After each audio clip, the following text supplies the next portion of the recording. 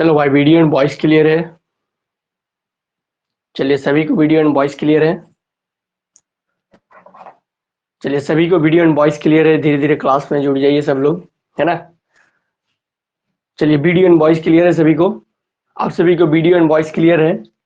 अगर video and voice clear है तो साइड में आपका कमेंट सेक्शन मिल जाएगा, वहां पर यस टाइप कीजिए।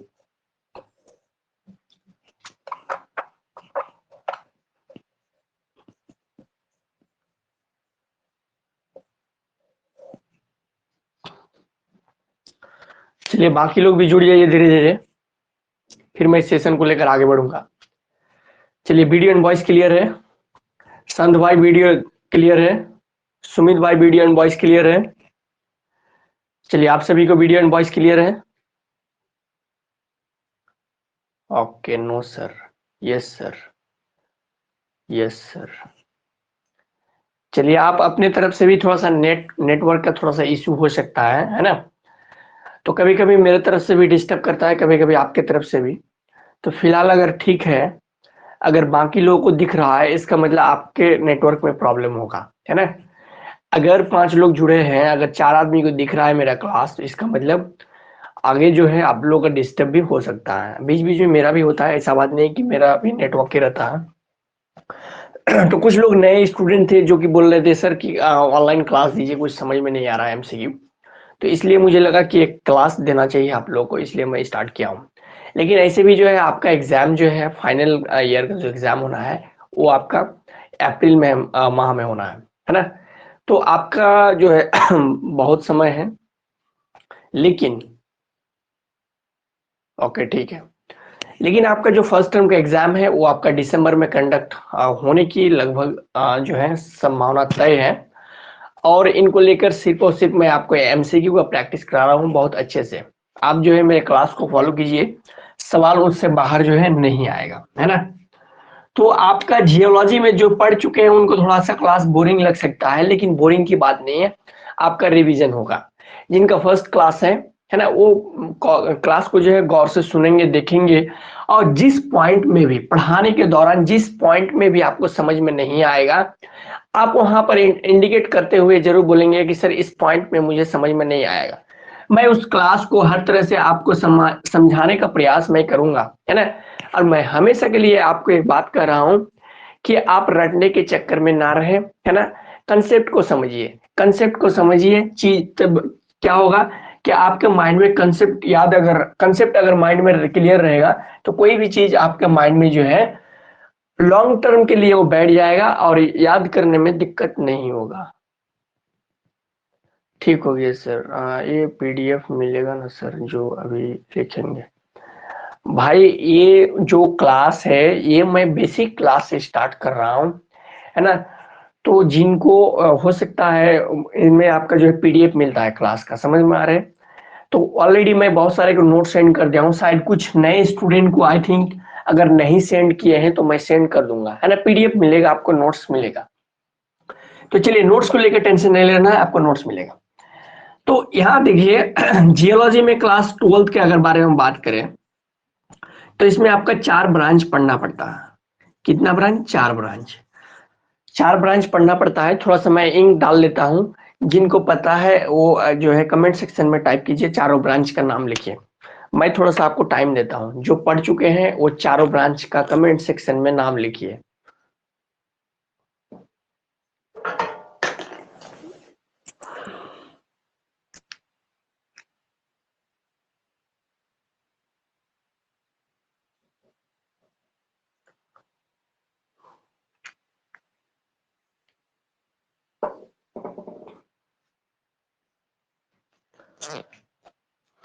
तो चलिए मैं ही बता देता हूँ आपका जो फर्स्ट ब्रांच है इनका नाम है पेट्रोलॉजी।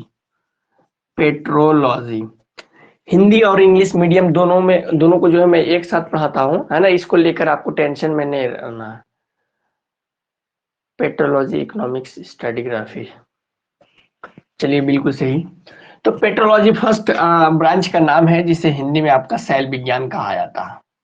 शैल विज्ञान, क्या नाम है? शैल विज्ञान। शैल क्या है आगे हम समझाएंगे। दूसरा ब्रांच का जो नाम है वो है आपका इकोनॉमिक जियोलॉजी। इकोनॉमिक जियोलॉजी, जिसे हिंदी में आपका आर्थिक भूविज्ञान कहा जाता है। आर्थिक भूविज्ञान, देखिए नाम से ही पता चलता है इकोनॉमिक तो कहीं ना कहीं आपका इकोनॉमिक्स की तरह है, जिसे हम अर्थशास्त्र कहते हैं, है ना। तो इकोनॉमिक जियोलॉजी में को हिंदी में आर्थिक भूविज्ञान कहा जाता है। वही थर्ड ब्रांच के बारे में बात करें जिनका नाम है पैलेंटोलॉजी। पैलेंटोलॉजी, इसे हिंदी में जीवाश्म विज्ञान कहा जाता है। जीवाश्म विज्ञान। और जो चौथा ब्रांच है इनका नाम है आपका स्ट्रैटिग्राफी, जिसे हिंदी में आपका इसे अस्तरित शैल विज्ञान कहा जाता है। अस्तरित शैल विज्ञान। एग्जाम के पॉइंट ऑफ व्यू से बात करें तो ये दो ज्यादा ब्रांच बहुत ज्यादा इंपॉर्टेंट है, पेट्रोलॉजी और इकोनॉमिक जियोलॉजी। इनसे ही आपका मैक्सिमम क्वेश्चंस जो पूछा जाता है, चाहे आपका सब्जेक्टिव बात हो या ऑब्जेक्टिव, तो इन्हीं दो ब्रांच से सबसे ज्यादा क्वेश्चंस पूछा जाता है। लेकिन ऐसा नहीं कि फिजिक्स केमिस्ट्री के ज्यादा बहुत ज्यादा वास्ट थ्योरी है, ऐसा भी नहीं है ना। इसमें कुछ कुछ पॉइंट्स है।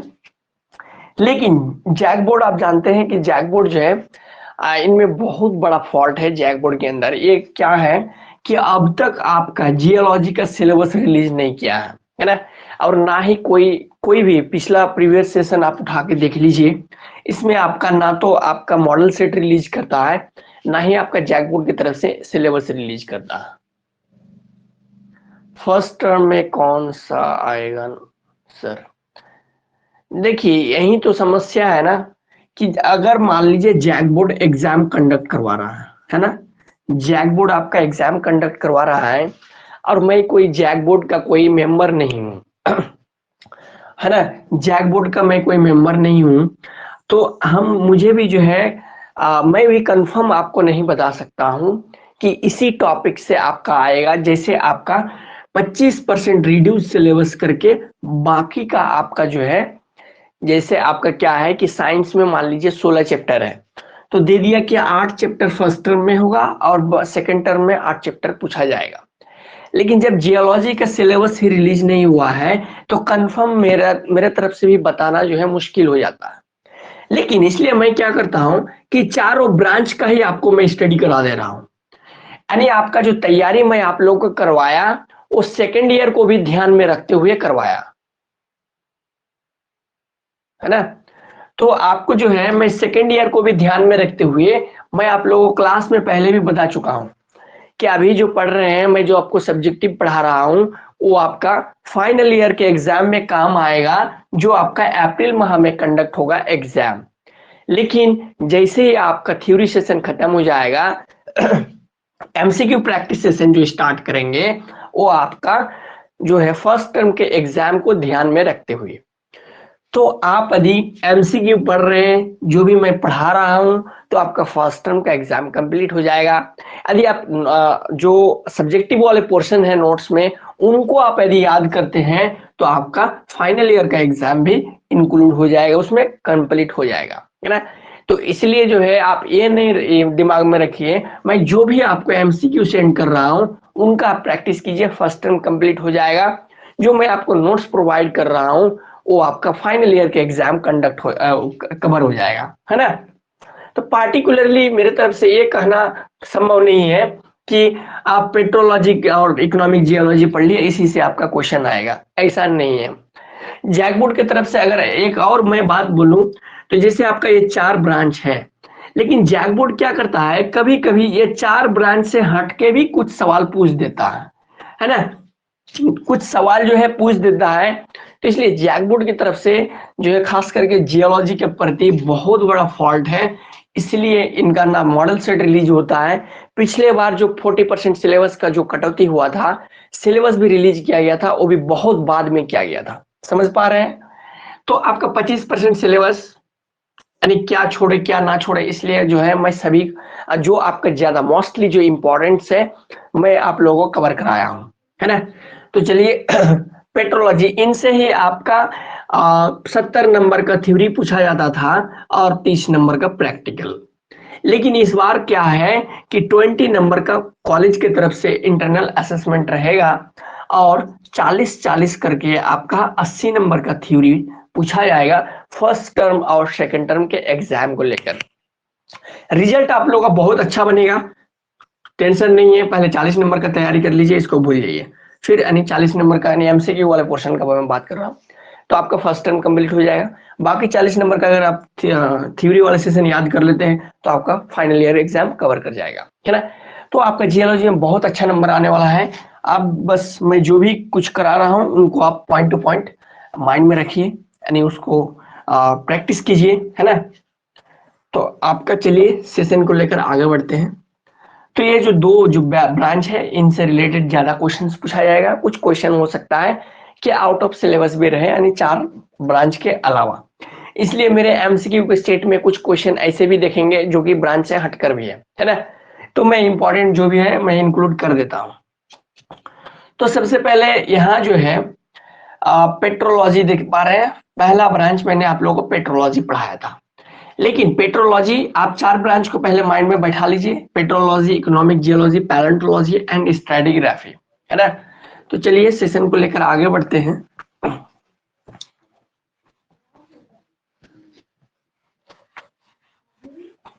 तो पेट्रोलॉजी शुरू करने से पहले थोड़ा सा मैं जियोलॉजी के बारे में थोड़ा सा, है ना, शॉर्टकट में मैं बता देता हूँ जियोलॉजी क्या है ना, जिसे हम हिंदी में भूविज्ञान कहते हैं, भूविज्ञान। तो ये जो जियोलॉजी शब्द है ये आपका जो है जियोलॉगिया, जियोलॉगिया यानी GEJ और LOGI लॉगिया, यानी जियोलॉगिया दोनों को मिला देंगे तो क्या बन जाएगा, जियोलॉगिया। आज से बहुत समय पहले एंशियंट टाइम में ग्रीक वर्ड में, ग्रीक क्या है, एक लैंग्वेज है जिस प्रकार संस्कृत, हिंदी, है ना, इस प्रकार क्या है ये सब लैंग्वेज है, उसी तरह से आपका क्या है ग्रीक एक भाषा है, लैंग्वेज है। तो ग्रीक भाषा के एक वर्ड है जिनका नाम है जियोलॉगिया, जिसे आज हम जियोलॉजी के रूप में जानते हैं, जिसे आज हम जियोलॉजी के रूप में जानते हैं। तो आज से बहुत समय पहले इसे ग्रीक वर्ड में जियोलॉगिया कहा जाता था। और जे का मतलब होता है अर्थ, जे मीन्स अर्थ, और लॉगिया का मीन्स होता है स्टडी, स्टडी या फिर साइंस कह सकते हैं आप, साइंस। इसे हिंदी में अगर बात करें तो पृथ्वी यानी अर्थ मीन्स पृथ्वी या भू भी कह सकते हैं, और स्टडी का मतलब होता है अध्ययन, और साइंस का मतलब होता है विज्ञान, विज्ञान। तो जब दोनों को मिला देंगे तो इसको आप पृथ्वी विज्ञान भी कहिए या भूविज्ञान भी कह सकते हैं, जिसे जियोलॉजी यानी भूविज्ञान।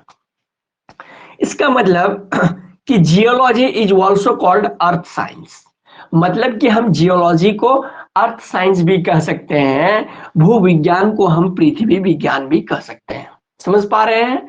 इनमें स्टडी जो होगा, अगर आपसे मैं सवाल पूछूं कि जियोलॉजी में आखिर किन चीजों का स्टडी होगा, तो अगर एक शब्दों में बोला जाए तो कह सकते हैं हम कि इनमें जो है अर्थ से रिलेटेड चीजों के बारे में स्टडी होगा, यानी आपका पृथ्वी से संबंधित चीजें के बारे में अध्ययन होगा, बोले तो स्टडी होगा। अब पृथ्वी के आंतरिक भाग में किस प्रकार की संरचना है, पृथ्वी के बाहरी भाग में किस प्रकार की संरचना है, क्या अवस्थाएं हैं, स्टेट्स है, इन सारे चीजों का अध्ययन जो है, यानी internal part of earth, external part of earth, है ना, इस सारे की चीजों का अध्ययन हम जो है जियोलॉजी के अंडर करते हैं। समझ पा रहे हैं। यहां तक समझने में किसी को दिक्कत, यहां तक समझ गए तो आप यस टाइप कीजिए। चलिए, ताकि आपको भी नींद ना आए, मेरे साथ साथ आप लोग भी जो है क्या करेंगे, थोड़ा बहुत एक्सरसाइज करते रहना है बीच बीच में। तो चलिए कमेंट सेक्शन में अगर यस टाइप कीजिए अगर आप यहां तक समझने में कुछ दिक्कत ना हो तो। चलिए सभी लोग,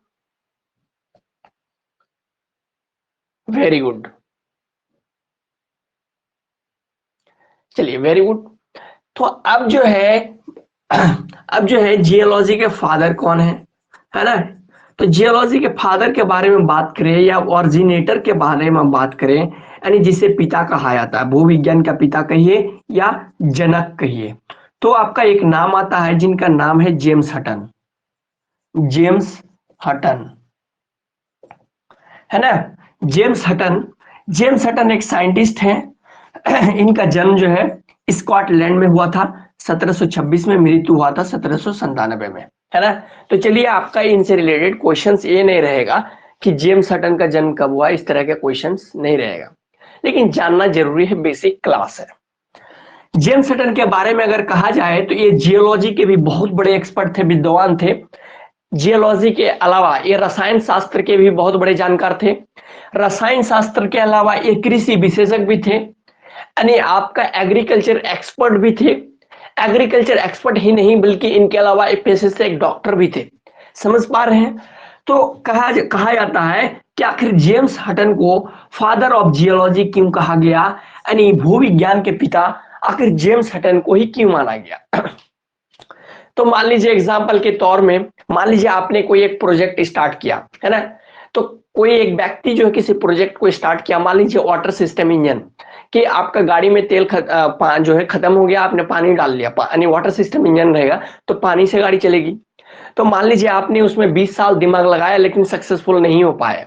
वाटर सिस्टम इंजन बनाने के लिए आपने 20 साल दिमाग लगाया लेकिन आप सक्सेसफुल नहीं हो पाए। आपके बाद आपका बेटा ने दिमाग लगाया, 10 साल तक वो अपना टाइम इन्वेस्ट किया, आपका सक्सेसफुल नहीं हुआ। उनका बेटा जो है फिर 5 साल लगाया, सक्सेसफुल नहीं हुआ। उनका बेटा दिमाग लगाया, 20 साल उसमें माइंड लगाया, सक्सेसफुल हो गया। तो कह सकते हैं कि शुरुआत किसी ने किया लेकिन उस प्रोजेक्ट को फाइनल टच किसी ने दिया। समझ पा रहे हैं। यानी परपोता उनका फाइनल टच दिया। उन जिनका नाम है, मान लीजिए मैथ्यू नाम है ना, मैथ्यू नाम है, मान लीजिए मैंने एक नाम दे दिया, तो वाटर सिस्टम इंजन का आविष्कारक किनका नाम होगा, मैथ्यू नाम होगा। समझ पा रहे हैं। लेकिन उनका शुरुआत किसने किया था, उनका है ना परदादा किया था, है ना। लेकिन फाइनल टच उसका परपोते ने दिया। समझ पा रहे हैं। तो इसका मतलब जिस प्रोजेक्ट में जिनका ज्यादा योगदान है, जिनका ज्यादा उसमें टाइम इन्वेस्टमेंट है, जिसने प्रोजेक्ट को सक्सेसफुली लॉन्च किया मार्केट में, उसका ज्यादा नाम होता है। तो जियोलॉजी का फादर कहने का मतलब जेम्स हटन को कि पृथ्वी से संबंधित, अर्थ से रिलेटेड डिफरेंट टाइप्स के प्रिंसिपल्स दिए थे आपका जेम्स हटन ने, है ना। और सबसे ज्यादा प्रिंसिपल्स दिए थे अर्थ से रिलेटेड, जिनको लेकर आपका father of geology James Hutton को ही कहा गया। लेकिन आपका जेम्स हटन नहीं बल्कि इनके अलावा और भी कुछ नाम आता है, बफन, इनके अलावा नाम आता है डॉक्टर हेनरी वेस्ले वैसी, और भी कुछ नाम आता है जो कि जियोलॉजी के क्षेत्र में बहुत बड़ा उनका योगदान है। लेकिन मॉडर्न फादर ऑफ जियोलॉजी कहा जाए तो आपका जेम्स हटन को ही माना जाता है। समझ पा रहे हैं। तो चलिए अब आगे बढ़ते हैं। यहां तक आप, आई होप आप लोग बेटर तरीके से समझ गए होंगे।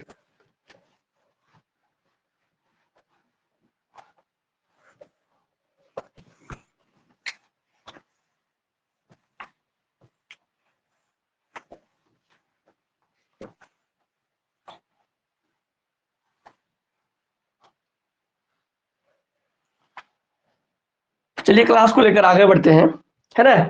तो एक बात यहाँ पर, एक क्वेश्चन ऐसे एक पॉइंट टू पॉइंट में याद रखिए कि द present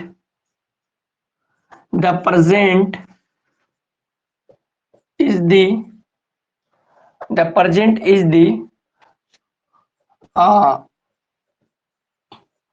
past of की, है ना।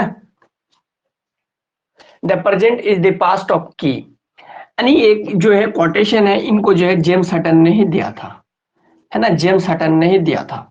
ये the present is the past of की, यानी जो आप वर्तमान समय में देख रहे हैं ये भूत की कुंजी है। इनका कहने का मतलब ये हुआ कि आप आज मान लीजिए ये आपके सामने जो मार्कर देख पा रहे हैं आप, तो कहीं ना कहीं इस मार्कर को आज से कुछ समय पहले इसमें किसी ने रिसर्च किया होगा। तो आज से 10 साल पहले किसी ने इस पर रिसर्च किया है, तभी जाके आज इनका परिणाम देखने को मिला, जिससे मैं बोर्ड में लिख रहा हूं। तो इसलिए कह रहा है कि the present is the past of की, यानी पुराने समय में जो भी कुछ जो है उनका ये हुआ है, ओरिजिन हुआ है, तो कहीं ना कहीं उन्हीं का परिणाम से आज हम अपने आसपास में संसाधन को देख पा रहे हैं, है ना। तो इस कोटेशन को अगर आपको क्वेश्चन में पूछ दिया जाए कि वर्तमान भूत की कुंजी है, यह कथन किसने कहा है, आपके सामने मल्टीपल ऑप्शन दे देगा, जेम्स हटन दे देगा, जेम्स डाना दे देगा, डेनिस रिची दे देगा, कुछ और नाम दे देगा, तो सटीक उत्तर जेम्स हटन में लगाना है। यानी the present is the past of की एक कोटेशन किनके द्वारा दिया गया है, तो आपका जेम्स हटन के द्वारा दिया गया है ना। प्रीवियस क्वेश्चन अगर देखेंगे तो इस तरह के सवाल आपको जरूर मिलेगा। तो चलिए फर्स्ट जो आपका ब्रांच है वो है आपका पेट्रोलॉजी। क्या नाम है? फर्स्ट ब्रांच जो है वो है आपका पेट्रोलॉजी, जिसे शैल या चट्टानी विज्ञान भी कहा जाता है। चट्टानी विज्ञान। तो देखिए पेट्रोलॉजी जो है, पहले इनके बारे में समझते हैं। ये जो है आपका पेट्रा लोगोस, है ना, ये आपका एक लैटिन वर्ड है। जिस तरह आपने ग्रीक वर्ड में जाना कि जियोलॉगिया को जियोलॉजी जानते हैं आज, तो लैटिन वर्ड में आपका पेट्रोलॉजी को पहले पेट्रा लोगोस कहा जाता था। और पेट्रा मीन्स होता है rock. Petra is also called rock. और लोगोस आया है आपका, लोगोस का मतलब होता है स्टडी कहिए या फिर आप साइंस कहिए, साइंस। यानी पेट्रोलॉजी को आज से बहुत समय पहले लैटिन भाषा में, लैटिन भाषा का एक वर्ड है जिनका नाम है पेट्रालोगोस। समझ पा रहे हैं? और पेट्रा लोगोस अगर दोनों वर्ड को अलग पार्टिकुलरली कर दिया जाए तो पेट्रा लोगोस बन जाएगा। और पेट्रा का मतलब होता है रॉक, यानी Petra means rock in other words. समझ पा रहे हैं? और पेट्रा को हिंदी अगर दूसरे भाषा में क्या कहा जाता है, दूसरे वर्ड में रॉक कहा जाता है। अगर हिंदी में बात करें तो इसे सैल या चट्टान कहा जाता है। आगे चट्टान क्या है इनके बारे में समझेंगे। और स्टडी मतलब जो जानते हैं आपके अध्ययन, और साइंस का मतलब होता है विज्ञान। तो अगर हिंदी में बात करें तो शैल या चट्टानी विज्ञान हो जाएगा, जो कि मैंने पहले भी लिख दिया हूं। तो अगर एक बात कह सकते हैं कि पेट्रा मीन्स रॉक, लोगोस मतलब स्टडी या साइंस, तो हम कह सकते हैं कि petrology is also called rock science. समझ पा रहे हैं? अगर आपसे सवाल मैं पूछ दूं, petrology is also called dot dot dot rock science, volcano, समझ पा रहे हैं? या फिर कोई और मैंने आपको मल्टीपल ऑप्शन दे दिया, सटीक उत्तर किसमें टिक लगाना है? रॉक साइंस में, जो कि इस तरह के सवाल आपको आ भी चुका है। यानी आपका हिंदी में शैल विज्ञान कहिए या चट्टानी विज्ञान कहिए, एक ही बात है। समझ पा रहे हैं? अब जो है इस पेट्रोलॉजी को जो है तीन भागों में डिवाइड किया गया है इनके प्रॉपर्टीज के आधार पर। फर्स्ट का नाम है आपका इग्नियस रॉक। इग्नियस रॉक, जिसे हिंदी में आग्नेय शैल कहा जाता है। आग्नेय शैल।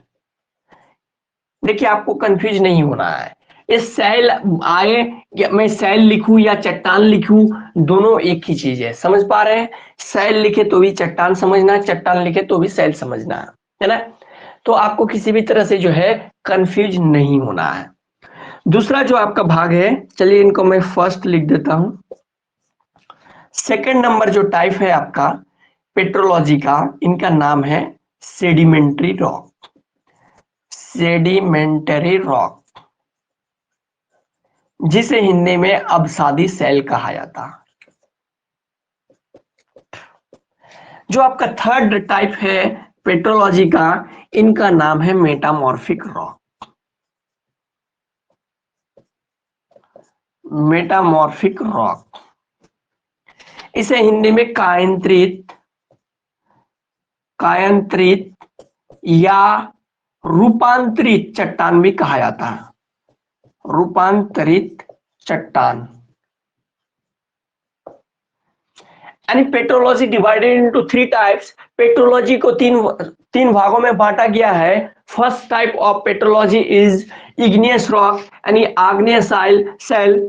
Second type of petrology is sedimentary rock यानी अवसादी शैल। और थर्ड जो टाइप है वो है आपका मेटामॉर्फिक रॉक यानी कायांतरित शैल। इनके एग्जांपल्स कुछ है, जैसे ग्रेनाइट हो गया, डायोराइट हो गया, है ना। तो इस तरह का आपका एग्जांपल है सेडिमेंट्री का सैंडस्टोन, लाइमस्टोन, इस तरह के इनका मार्बल वगैरह, सिस्टनिस, मैकुलस, ग्रैनुलोस, सिस्टोस, ये सारे के सारे इनके एग्जांपल्स हैं। तो यह फर्स्ट जो है आपका इग्नियस रॉक है, सेकेंड में सेडिमेंट्री रॉक है, और थर्ड में आपका मेटामॉर्फिक रॉक है। कभी कभी इनसे रिलेटेड एमसीक्यू किस तरह से पूछता है, यह समझने की जरूरत है। मैंने फर्स्ट में क्या लिखा? इग्नियस रॉक लिखा, यानी फर्स्ट। समझ पा रहे हैं? First is also called primary, है ना। प्राइमरी, प्राइमरी अगर हिंदी में बोला जाए तो प्राथमिक। प्राथमिक और अगर कोई इनमें आपका अगर सरकारी विद्यालय के बच्चे होंगे तो आप पढ़े होंगे प्राथमिक विद्यालय में, जरूर पढ़े होंगे 1 to 5, जहां पर पारा टीचर लोग पढ़ाते हैं। मैं खुद पढ़ा हूं प्राथमिक से, इसमें शर्माने की क्या बात है ना। तो प्राथमिक मतलब बोलते हैं उनको, अगर साधारण भाषा में समझा जाए तो प्राथमिक मतलब होता है कि आपका मतलब शुरुआत, समझ पा रहे हैं, जहां से पढ़ाई जो है क्या करेंगे, शुरुआत करेंगे। और ओके, 1 मिनट लाइन में रहिए, एक्चुअली सर मैसेज किए।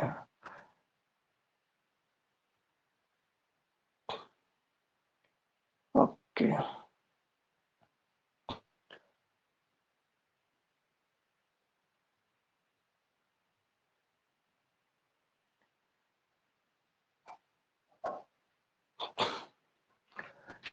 चलिए तो क्लास को लेकर आगे बढ़ते हैं। एक्चुअली रवि सर का मैसेज था, उनमें कुछ एक स्टूडेंट को अप्रूव करना था, है ना।